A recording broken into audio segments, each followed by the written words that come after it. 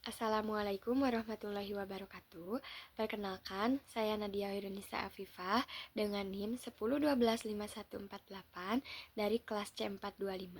Di sini saya akan menjelaskan mengenai hasil analisis penerapan environmental, sosial, dan governance atau yang disebut ESG pada perusahaan PT KAI Persero. Sebelum itu, sebelum itu saya akan menjelaskan mengenai profil singkat perusahaan PT KAI Persero.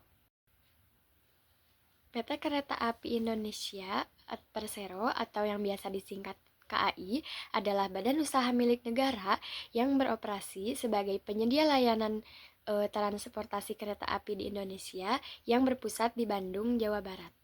PT KAI berdiri sejak tanggal 28 September tahun 1945. Perusahaan ini merupakan 100% milik pemerintah Republik Indonesia yang beroperasi di bidang usaha layanan seperti angkutan penumpang, angkutan barang, dan pengusahaan properti.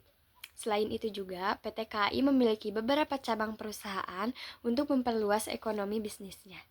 Beberapa cabang perusahaan tersebut contohnya seperti KAI Komuter, KAI Wisata, KAI Logistik, KAI Bandara, dan KAI Properti. Melalui perkembangan zaman yang semakin digital, yang semakin maju, KAI juga dikenal luas sebagai transportasi digitalnya, yaitu aplikasi Akses by KAI yang praktis dan dapat diakses oleh seluruh kalangan, serta dapat memudahkan dalam pembelian tiket. Selanjutnya, di sini saya akan membahas hasil analisis environmental PT KAI.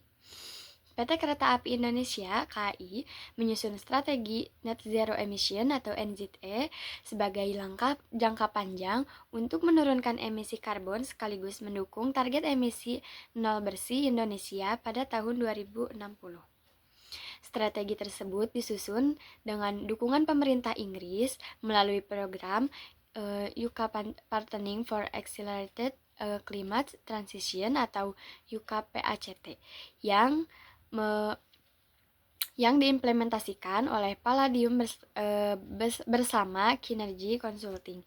Penyusun strategi ini juga sejalan dengan Peraturan Presiden Nomor 110 Tahun 2025 tentang mitigasi perubahan iklim di sektor transportasi. Melalui strategi Net Zero Emission ini, KAI menetapkan 4 arah utama dalam upaya dekarbonisasi perusahaan, yaitu elektrifikasi jalur rel, peningkatan efisiensi operasional, pemanfaatan energi yang lebih bersih, serta penyerapan karbon melalui program penghijauan. Langkah tersebut didasarkan pada posisi kereta api sehingga salah satu transportasi dengan tingkat emisi yang relatif rendah dibandingkan dengan moda transportasi lainnya. Nah, selanjutnya, salah satu langkah utama yang dijalankan KAI adalah memperluas penggunaan tenaga listrik pada layanan perkereta-apian. Saat ini, panjang jalur rel yang telah dialiri listrik mencapai 1,038,7 km. Infrastruktur tersebut melayani berbagai moda transportasi berbasis rel seperti KRL, komuter lain, LRT, Jabodetabek, dan WUS. Upaya tersebut menjadi bagian penting dalam strategi pengurangan emisi jangka panjang yang tengah dijalankan perusahaan. Pada sektor energi, KAI terus meningkatkan pemanfaatan bahan bakar yang lebih ramah lingkungan. Penggunaan biodiesel berkembang dari BO pada 2017 menjadi B40 pada 2025 dan ditargetkan meningkat menjadi B50 pada 2026. Vice President Corporate Communication KAI, Ane Purba, mengatakan kereta api memiliki keunggulan dari sisi efisiensi energi dan emisi. Melalui strategi Net Zero Emission, KAI menyiapkan langkah jangka panjang agar pengembangan layanan perkereta-apian selaras dengan target transisi energi nasional serta kebutuhan mobilitas masyarakat yang terus berkembang. Selanjutnya, ada analisis sosial pada PT KAI. Meski memberikan banyak dampak positif, analisis lapangan memiliki beberapa tantangan dan hambatan yang kerap dihadapi oleh PT KAI Persero. Seperti kendala dalam kemitraan, terkadang dijumpai masalah pengembalian modal yang kurang lancar atau macet sebagian UMKM mitra binaan karena kurangnya pengawasan yang intensif akibat keterbatasan SDM internal. Maka dampak sosialnya bagi PT KAI telah bergeser dari sekedar penyedia transportasi murah menjadi agen perubahan sosial atau agen of development. Lalu selanjutnya, adapun analisis governance pada PT KAI. Perusahaan PT KAI telah menerapkan sistem informasi yang relevan dan mudah diakses oleh para pemangku kepentingan atau stakeholder, baik informasi keuangan maupun non-keuangan. Penerapan GCG pada Kereta Api Indonesia atau PT KAI merupakan salah satu contoh transformasi BUMN yang paling sering disoroti. Adapun berikut 5 prinsip utama pada PT KAI Persero. Yang pertama ada transparansi. PT KAI Persero telah menerapkan informasi laporan keuangan maupun non-keuangan tahunan di situs resmi perusahaan secara keterbukaan informasi di Bursa Efek Indonesia. Selain itu, PT KAI juga menerapkan sistem tarif dan ketersediaan tiket secara real-time melalui aplikasi Akses Baik KAI yang dapat diakses dan dapat memudahkan para penumpang dalam pembelian tiket. Dari penerapan tersebut, terdapat sisi positifnya, yaitu dapat meningkatkan kepercayaan investor publik terhadap utang obligasi yang diterbitkan KAI, serta mencegah terjadinya praktik percaloan tiket yang dulu marak terjadi. Adapun sisi negatifnya dalam beberapa kasus seperti pembengkakan biaya atau cost overrun atau kereta cepat. Yang kedua, ada akuntabilitas. PT KAI menerapkan kewajiban kejelasan fungsi antara rapat umum pemegang saham atau RUPS, Dewan Komisaris, dan direksi. Setiap organ dipastikan mengelola perusahaan secara tersusun dan benar tanpa saling melempar tanggung jawab. Sisi baik dari penerapan tersebut yaitu menghasilkan kinerja yang optimal dan netral antara Dewan Komisaris dengan organ lainnya. Adapun sisi negatifnya yaitu kecenderungan untuk mengabaikan kinerja lapangan. Pada kenyataannya, keputusan di dalam BUMN seringkali dipengaruhi oleh dinamika politik. Selanjutnya yang ketiga ada responsibility. Pada prinsip ini, PT KAI memfokuskan komitmen terhadap keselamatan kerja dan operasional, serta program tanggung jawab sosial lingkungan seperti contohnya reboisasi di sepanjang jalur rel dan bantuan bagi masyarakat di sekitar stasiun. Sisi positifnya yaitu citra perusahaan semakin kuat di mata masyarakat sebagai BUMN yang taat hukum serta kepedulian terhadap lingkungan. Adapun sisi negatifnya, biaya kepatuhan dan mitigasi risiko sangat besar bagi korporasi. Yang keempat, ada independensi. PT KAI menerapkan sistem digitalisasi pengadaan barang dan jasa untuk meminimalisir penanganan benturan kepentingan. Sisi positifnya yaitu dapat meminimalkan celah korupsi, kolusi, nepotisme atau KKN dalam proyek besar internal kereta api. Adapun sisi negatifnya sebagai BUMN, independensi sulit dicapai secara mutlak karena KAI seringkali menerima penugasan politik dari pemerintah yang secara komersial kurang menguntungkan bagi independensi finansial perusahaan. Selanjutnya yang terakhir ada fairness atau kewajaran. Pada prinsip ini, PT KAI memberikan kesempatan kerja, gaji, dan promosi jabatan yang adil tanpa memandang kondisi fisik pekerja. Bukti nyata PT KAI menjalankan Undang-Undang Nomor 8 tentang penyandang disabilitas dengan mempekerjakan karyawan disabilitas di berbagai wilayah kerja operasional. Hak mereka dipastikan setara dengan pegawai lainnya. Sisi positif dari prinsip ini juga yaitu tercapainya keseimbangan SDM dan dapat meningkatkan nilai perusahaan yang baik. Adapun sisi negatifnya yaitu beresiko dapat menimbulkan kinerja yang kaku dalam diri karyawan sehingga mengakibatkan perkelompokan atau perkubuan dalam dunia pekerja. Adapun prinsip GCG yang paling kuat dan yang paling lemah pada PT KAI. Prinsip GCG yang paling kuat ada akuntabilitas dan responsibility. KAI berhasil mengubah total budaya kerjanya dari sistem birokrasi konvensional yang tidak efisien dan lambat menjadi organisasi modern yang serba digital lewat penerapan target kinerja atau KPI. Melalui performa harian seperti ketetapan waktu kereta dipantau langsung secara digital, dampaknya perusahaan dapat lebih bertanggung jawab dan fokus pada keselamatan tanpa ada celah untuk memanipulasi data. Selanjutnya prinsip GCG yang paling lemah pada PT KAI yaitu independensi. Sebagai badan pelayanan publik pemerintah, PT KAI tidak memiliki kemandirian mutlak untuk menolak penugasan politik ekonomi. Seringkali adanya kesinambungan antara harus mengambil alih beban finansial atau resiko operasional dari proyek-proyek besar instruksi pemerintah, seperti pembengkakan biaya, proyek kereta cepat Jakarta-Bandung atau WUS, dan proyek LRT Jabodetabek. Selanjutnya, analisis kritis ESG pada PT KAI. Trade-off ESG pada PT KAI Persero memiliki konflik antara aspek environmental, sosial, dan governance. Antara environmental dengan sosial terjadi akibat KAI memperluas jalur kereta perkotaan seperti KRL atau LRT, tetapi kegiatan ini memicu terjadinya tantangan sosial akibat sengketa pembebasan lahan pemukiman warga di sepanjang jalan atau sekitar stasiun. Antara environmental dengan governance, ini terjadi karena penerapan energi terbarukan seperti rencana uji coba lokomotif rendah emisi dan pemasangan pembangkit listrik tenaga surya atau PLTS di stasiun-stasiun utama memerlukan modal yang signifikan. Oleh karena itu, diperlukan pertimbangan tata kelola keuangan yang benar untuk memastikan bahwa pendanaan untuk inisiatif hijau ini tidak mengganggu stabilitas arus kas serta likuiditas perusahaan sebagai BUMN. Adapun dampak bagi perusahaan dan pemangku kepentingan. Dampak sosial berupa konflik lahan dapat memicu argumen negatif publik dan memperlambat penyelesaian proyek.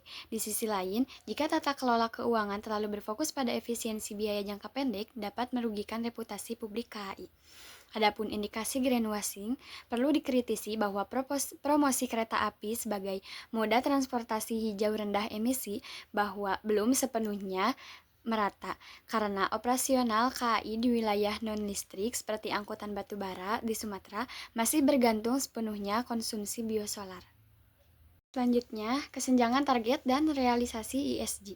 Identifikasi target ESG terhadap PT KAI berkomitmen mendukung target Net Zero Emission atau NZE Indonesia pada tahun 2060, meningkatkan digitalisasi layanan, mendorong paperless, serta menjaga keselamatan kerja. Tak hanya itu, KAI Logistik menargetkan pengurangan emisi gas rumah kaca dari baseline tahun 2025, serta peningkatan penggunaan energi bersih dan terbarukan sebesar 30-50% pada tahun 2030.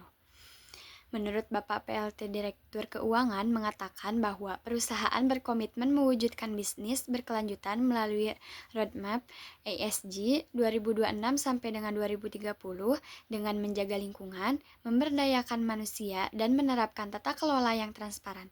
KAI Logistik mengajak seluruh insan perusahaan menjadikan keberlanjutan sebagai bagian dari budaya kerja demi mewujudkan transportasi logistik yang efisien dan hijau. Selanjutnya, perbandingan target dengan realisasi pencapaian. PT KAI telah berhasil mengalihkan jutaan pengguna kendaraan pribadi ke moda transportasi berbasis rel dan implementasi aplikasi Akses by KAI. Adapun target zero aksiden masih mencapai kesenjangan di sektor eksternal. Data historis menunjukkan kasus kecelakaan di perlintasan sebidang, baik resmi maupun luar, masih kerap terjadi.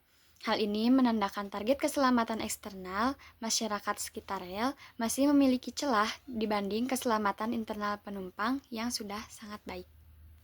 Adapun faktor-faktor yang mempengaruhi tercapainya target ESG pada PT KAI. Pada setiap perusahaan terdapat beberapa faktor pemicu yang dapat mempengaruhi tercapainya target. Adapun pada PT KAI, yaitu keterbatasan anggaran negara untuk membangun flyover atau underpass di seluruh perlintasan sebidang. serta masih rendahnya disiplin atau kesadaran hukum masyarakat pengguna jalan raya. Selain itu, tantangan terbesar dalam pencapaian target roadmap ESG adalah pengumpulan data non-keuangan yang tersebar di seluruh daerah operasi dari divisi regional atau DIFRE. Faktor penentunya jika data emisi, penggunaan air limbah, operasional, atau indikator keselamatan kerja tidak struktur dan sulit diverifikasi secara independen, hal ini beresiko memicu tuduhan greenwashing. PT KAI memerlukan sistem teknologi informasi terpadu seperti pelacakan karbon footprint di aplikasi Akses by KAI agar pelaporan keberlanjutan terbukti akurat dan dapat dipertanggungjawabkan. Selanjutnya, penilaian ESG pada PT KAI Persero. Yang pertama ada environmental, skornya 4/5. Berbasis data sustainability performance, moda transportasi rel KAI diakui sebagai salah satu sarana pengangkut massal paling hemat energi per kapita. Karena pengurangan konsumsi kertas tercapai signifikan lewat digitalisasi pengadaan dan tiket. Skor belum maksimal karena pemakaian energi fosil cair masih dominan di luar jalur listrik Jawa. Yang kedua ada sosial, skornya 3/5. Di satu sisi, PT KAI menunjukkan keunggulan dalam penyediaan fasilitas publik yang inklusif, seperti ruang laktasi dan sarana aksesibilitas bagi penyandang disabilitas di area stasiun. Namun, di sisi lain, capaian skor sosial tersebut belum maksimal akibat adanya resistensi dan sengketa terkait tata kelola aset lahan non-operasional dengan komunitas lokal di sepanjang jalur rel yang kerap memicu kritik publik. Lalu yang ketiga ada governance, skornya 4/5. Implementasi corporate governance atau GCG di lingkungan PT KAI dinilai kuat karena komitmen transparansi informasi, digitalisasi sistem pengadaan, serta kepemilikan sertifikasi sistem manajemen anti-suap, maka demikian efektivitas pengawasan terhadap kepatuhan vendor maupun kontraktor pada proyek infrastruktur berskala besar masih perlu dioptimalkan guna mitigasi risiko fraud atau kecurangan. Berikut rekomendasi pada PT KAI. Terdapat 3 rekomendasi yang dapat diterapkan dan diimplementasikan oleh PT KAI Persero. Yang pertama, pengembangan koridor angkutan berbasis energi campuran di jalur non-listrik. Alasan realistisnya, elektrifikasi seluruh jalur kereta di luar Jawa membutuhkan waktu dan biaya makro yang sangat besar. Pendekatan teknologi hibrid atau pengoptimalan bauran biosolar ke tingkat yang lebih tinggi merupakan solusi transisi jangka menengah yang paling masuk akal untuk menekan emisi karbon tanpa merombak total infrastruktur jalur rel yang ada. Yang kedua, standarisasi humanis penataan aset dan penguatan kemitraan keselamatan perlintasan sebidang. Langkah ini secara langsung memitigasi risiko sengketa lahan yang kerap merusak reputasi sosial perusahaan serta menurunkan angka kecelakaan publik di luar stasiun, sehingga dapat menaikkan penilaian pada pilar sosial. Yang ketiga, integrasi ketetapan kepatuhan ESG ke dalam sistem e-procurement bagi pihak ketiga. Mengetatkan pengawasan pada level internal saja tidak cukup. Dengan menyaring pihak ketiga sejak proses hulu, PT KAI dapat secara preventif mengeliminasi potensi risiko kecurangan fraud, menekan angka kecelakaan kerja vendor, dan memperkuat pilar governance tata kelola rantai pasok secara menyeluruh. Selanjutnya, kesimpulan dan penutup.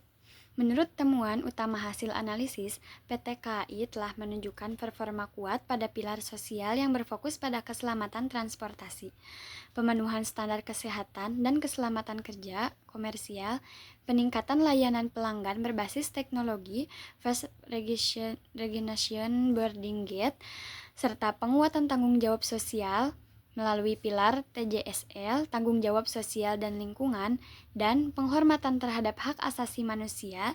Tak hanya itu, perusahaan menerapkan roadmap ESG jangka pendek, menengah, dan panjang secara terstruktur. Akuntabilitas laporan keberlanjutan diselaraskan dengan peraturan OJK, serta secara berkala dievaluasi atau diaudit melalui asesmen oleh Badan Pengawasan Keuangan dan Pembangunan atau BPKP. Adapun penilaian akhir terhadap kinerja perusahaan yaitu PT KAI telah mencapai ke dalam 20% teratas, sektor transportasi dan infrastruktur di kala modal skor ini tergolong unggul untuk sebuah perusahaan yang baru pertama kali mengajukan penilaian performa ESG internasional. Benchmark ini bahkan melampaui skor operator kerja Jepang, West Japan Railway Company atau JR dengan skor 36 serta perusahaan mobilitas global Uber dengan skor 40. PT KAI Persero layak dikategorikan sebagai perusahaan yang telah menerapkan prinsip ESG secara efektif dan integratif. ESG di KAI bukan lagi sekedar program tambahan corporate jargon atau sekedar pemenuhan regulasi standar, melainkan sudah diinternalisasi ke dalam kompetensi harian insan KAI, sistem perencanaan bisnis jangka panjang, dan proses operasional perkereta apian. Di sini terdapat beberapa daftar pustaka yang dapat diakses melalui link yang tertera. Untuk mengetahui dan mengakses berita yang lebih mendalam, dapat mengakses link yang ada di sini. Sekian presentasi dari saya. Terima kasih. Mohon maaf apabila ada kesalahan. Semoga bermanfaat. Wassalamualaikum warahmatullahi wabarakatuh.